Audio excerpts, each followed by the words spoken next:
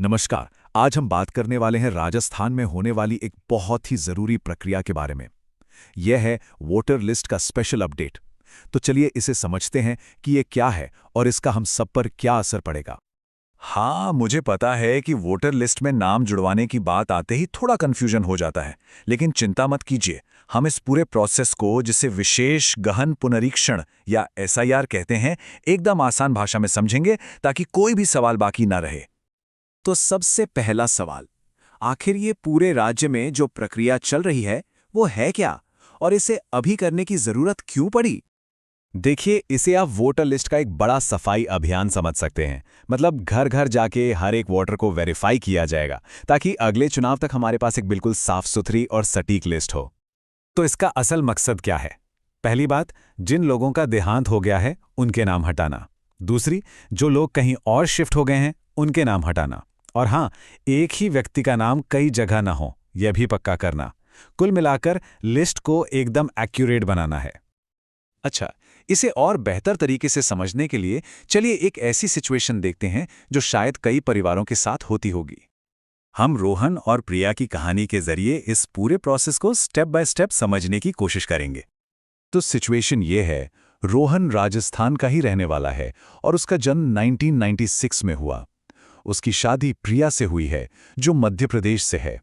अब सबसे बड़ी चुनौती ये है कि प्रिया के पास अपना बर्थ सर्टिफिकेट नहीं है। ये एक बहुत ही कॉमन प्रॉब्लम है ना? तो अब सबसे बड़ा सवाल यही उठता है कि इस स्पेशल रिवीजन में अपना नाम सही तरह से दर्ज करवाने के लिए रोहन और प्रिया को आखिर कौन-कौन से डॉक्यूमेंट्स की जरूरत पड़ेगी। चलिए अब सीधे ऑफिशियल नियमों पर आते हैं और देखते हैं कि डॉक्यूमेंट्स की क्या-क्या जरूरतें हैं। इससे रोहन और प्रिया दोनों के लिए रास्ता बिल्कुल साफ हो जाएगा। ये प्रोसेस बहुत सीधा साधा है। सब कुछ आपके जन्म की तारीख पर टिका है। बस 3 आसान स्टेप्स हैं और आपको पता चल जाएगा कि आपको क्या चाहिए। देखिए, यहाँ जन्म की तारीख के हिसाब से 3 अलग-अलग कैटेगरीज हैं। अगर जन्म 1 जुलाई 1987 से पहले हुआ है तो सिर्फ अपना एक डॉक्यूमेंट चाहिए।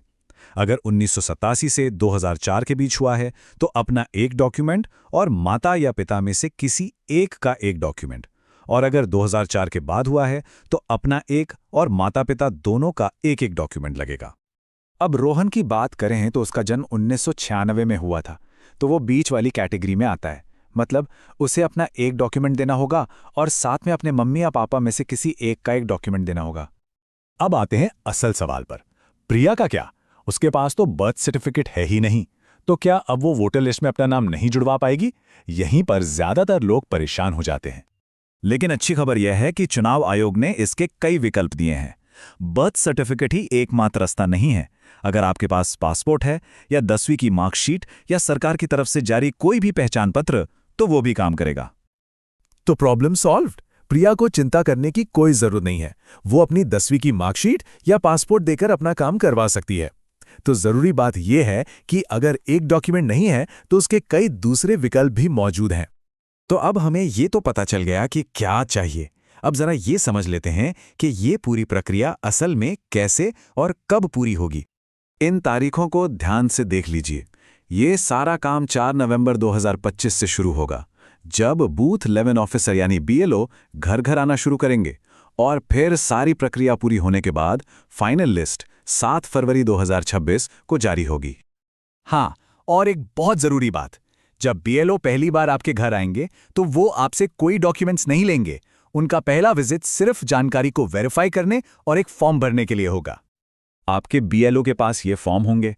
अगर कोई नया वोटर है तो फॉर्म 6 भरा जाएगा, किसी का नाम हटाना है तो फॉर्म 7, और अगर कोई सुधार करना है या पता बदलना है, जैसे कि प्रिया के मामले में, तो उसके लिए फॉर्म 8 इस्तेमाल होगा।